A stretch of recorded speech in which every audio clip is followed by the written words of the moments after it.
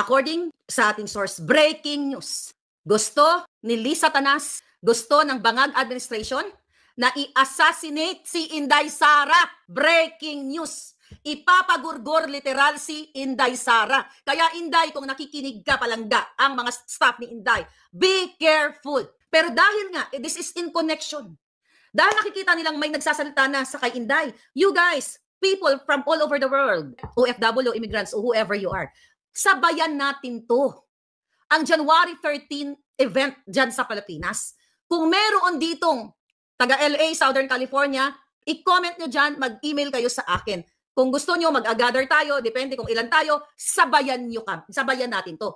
To show support, not for Inday Sara, but to show support to the whole world, to the whole Filipino, sa buong Pilipinas, sa lahat ng Pilipino, na ang bangag na ito gugurgurin. At itong breaking news nito, Inday, breaking news, ipapagurgur ka. Dahil hindi na nila kaya, ayaw nilang maupo ka. Dahil masisilip lahat yung mga pinag-uusapan natin dito, mga expose ni Atty. Vic Rodriguez, nandito lahat, kung may libro kayong ganito, yan ang mababasa nyo lahat dyan. Samot-sari, hindi na kaya ni Bangag. Nabubuang na siya, kaya nga pumausap siya ng ambassador. At itong mga taong mga negosyante na nakakausap ko, na hindi nakakadikit kila Bangag, pinagsisikil sila. Tinatakot sila the moment na may nakitang posting.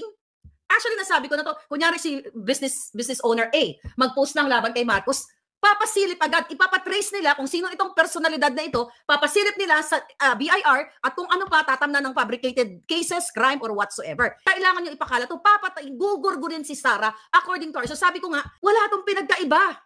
Ako assassins, 3 ang pinadala nilang gugurgur sa akin. At darating ang panahon, tatayuan ito ng taong nagsabi sa akin. Very prominent din ang taong ito. Pinag-ingat ako. At isa dito si Atty. Glenn Chong.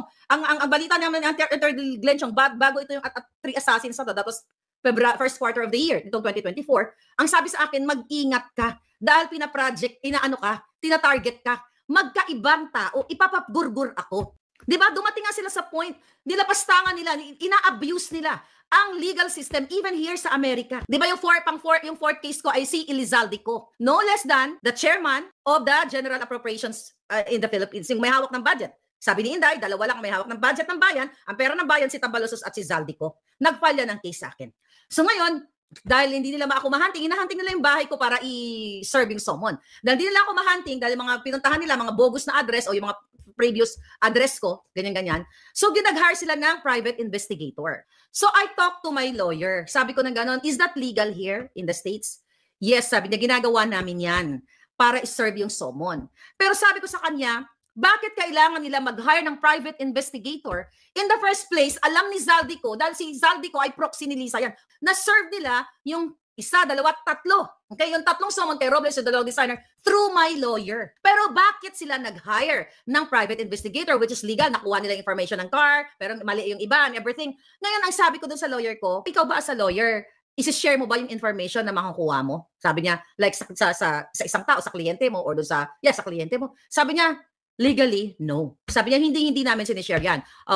Kumbaga, magkakaroon sila ng dyan. Ma-implicate sila for whatever kaso, di ba? Kasi dinidisclose nila yung information ng kanilang kliyente. Pero ang sabi niya sa akin, pero pwede yan i-share ng lawyer kung gusto niya.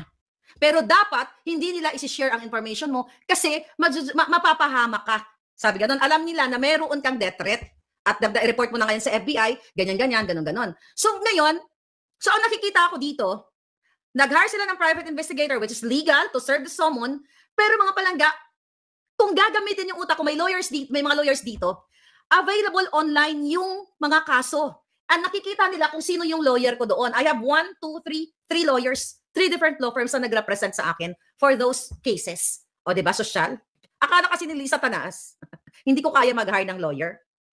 Yun ang akala niya. Kasi ang gusto nila doon, ma-default. Para panalo sila, default, walang pera si Marlica.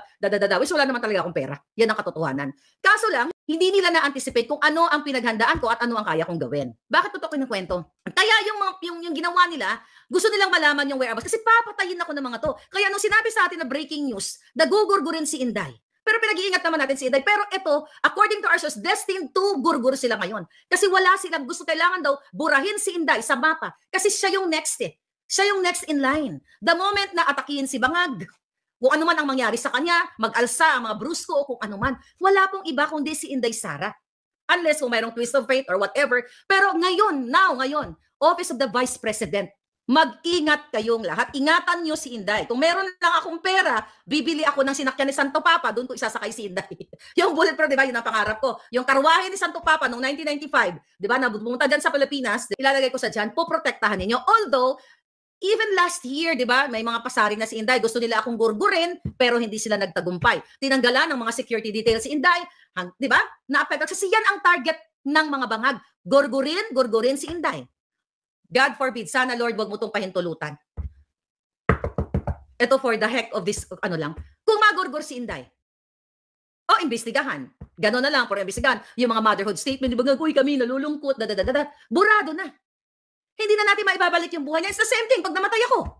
Pag nagurgur nila ako, malulungkot lang kayo. Nagtagumpay sila, Marlica, I miss you, die, ganito, ganyan. Then, that's the end of my life. That's the end of my story. Pero hindi natin i-allow na gugurgurin tayo. Kaya nga, alam ko, ang ginagawa nila, na pag hinahunting nila ako, nahihirapan sila na huntingin ako dito sa Amerika. Pero kaya nila akong huntingin. Kasi may mga mercenary yan yung mga yan. Magaling, eksperto yan sila bangag.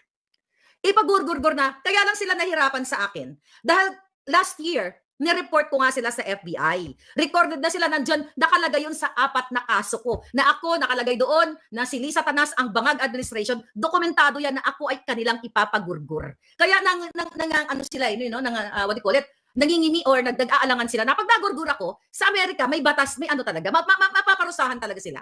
Kasi nilabas ko Gaya nga nilalabas ko ngayon, breaking news ito, hindi na talaga ito biro-biro. Gugurgurin ka, Inday Sara. Gugurgurin ka, Day. Gugurgurin ka. Kayong mga supporter ni Inday, kayong totoong supporter ng ng kalayaan, ng injustice, ng hustisya rather, at ayaw yung pumayag sa mga injustice na ginagawa ng Bangag Junior, you have to speak up. Kayo mismong mga brusko, alam nyo, ang mga negosyante na mga nagme-message sa akin, even they're from Forbes Park, from wherever, Marlica, grabe ang sitwasyon sa Pilipinas. Hindi sa takot kami. Ayaw namin mawalan ng pangkabuhayan. Look at Colonel Grijaldo na hanggang ngayon nandiyan sa nakaditine dyan sa Congress. Dating police, Colonel. Ito si Wilkins, dating PIDEA head. Asa na ba? Sabi sa January siya i-detain dyan. Diba? I don't know, wala pa tayong update. But anyway, eto na yung ginagawa sa inyo. Even police kayo. Pinapakulong kayo. And now mga vloggers, di ba? Mga vloggers, papadala dyan sa WAD committee. And now, Inday Sara, papagurgur nila. Hindi pa ba malinaw sa inyo na pwede kayong gurgurin anytime, any moment?